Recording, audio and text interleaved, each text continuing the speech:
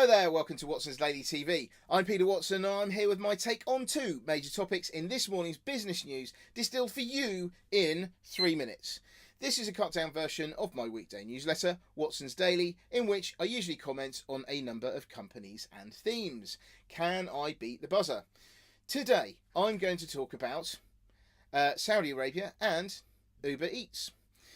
You may be aware that there is a bit of a kerfuffle going on at the moment between Saudi Arabia and a lot of Western countries over a dissident journalist who has been allegedly killed at the Saudi consulate in Istanbul.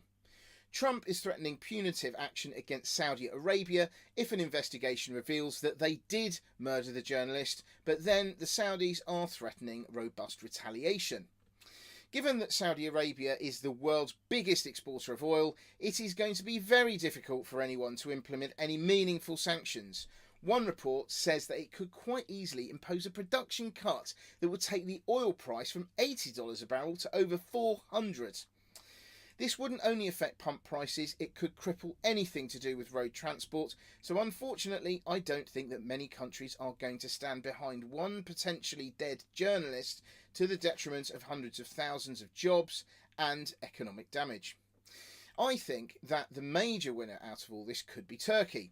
The country's economy has been having a nightmare of it recently, but this murder could hand it a golden opportunity of doing well out of both the US and Saudi Arabia, as President Erdogan may be able to negotiate some sort of deal that will make this all go away. The Turks and Saudis are already conducting an investigation, so I'm not sure whether the conclusion we get will be completely independent. The other thing I wanted to talk about was Uber Eats and its plan to launch 400 virtual restaurants in the UK by the end of this year. This is a really clever idea where Uber Eats looks at a location, works out what cuisines are in demand, and then if there aren't any physical restaurants there that address that niche, they approach existing local restaurants to make a virtual restaurant using that restaurant's kitchen to make food that's in demand from the local community. Punters can then order food from that restaurant, which only exists on the internet.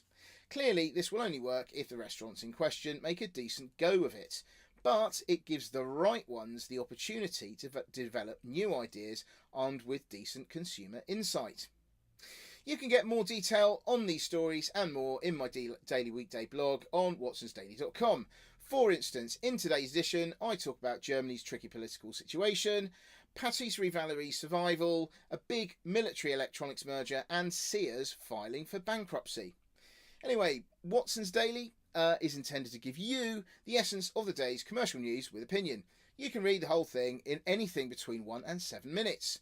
Please go to watsonsdaily.com, there you go, to find out more if you're interested. See you tomorrow and thanks for watching. Watson, out.